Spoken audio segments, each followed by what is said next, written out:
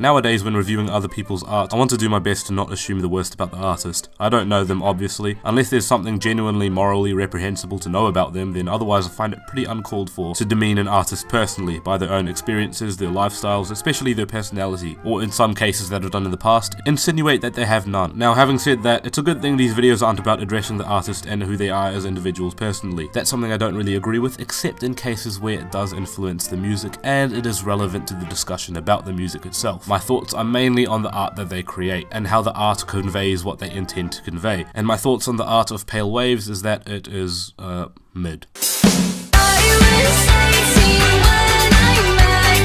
The elephant in the room is their lyrics. Generations of varying ways to write love songs, and Pale Waves write like the draft of a diary entry in the draft of a teen romance novel, imitated mockingly in the draft of an Amazon book review. I don't even doubt that the members of Pale Waves have genuine, serious things to say about their experiences with heartbreak and romance, and if they felt like they wanted to spin it into melodic and anthemic and hooky synth pop music for others to enjoy and connect to, that's fine.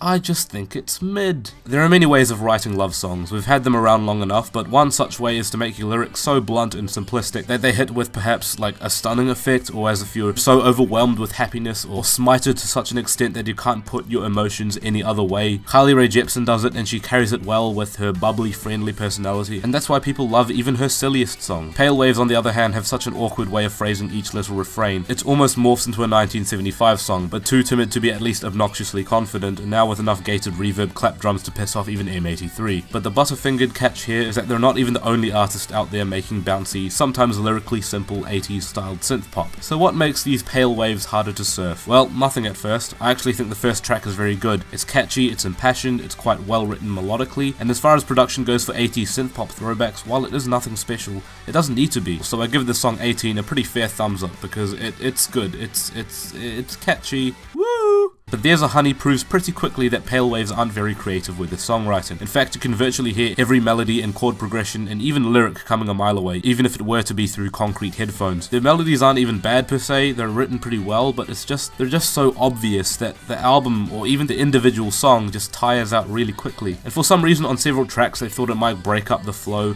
if they blanketed Heather's vocals with a light distortion effect, or they added a blaring guitar bass drop similar to an EDM song, the kind that might get crowds jumping up and down excitedly, but less like an ecstatic mosh pit and more like 50 Roblox characters. I'm trying to say it sounds stiff, mate. Pale Waves might be the next big pop rock band with the indie kids, and I'm not going to take their longboarding playlists away from them, but surely there's just so much more stirring instrumental and lyrical spells that they could have casted here. You don't even have to look that far to find synth-led pop rock that is also personal and confessional and creative and honest about how the person is feeling or expressing their experiences with other people, or even stuff that is fun but in a way that is either so creative or ecstatic with itself that it can embrace its own obvious simplicity. But Pale Waves' means of channeling these feelings is like they passed it through a really strong filter and they ended up with a flavorless solution so dilute it makes spring water taste spicy. I feel like I should have been harsher on this album because it strains its little creativity so hard I almost want to take the little creature into foster care, because it could honestly be capable of growing into more than just a strong 4 to a light 5. But my experience with this album is simply that Pale Waves are just okay at best and annoyingly uninteresting at worst.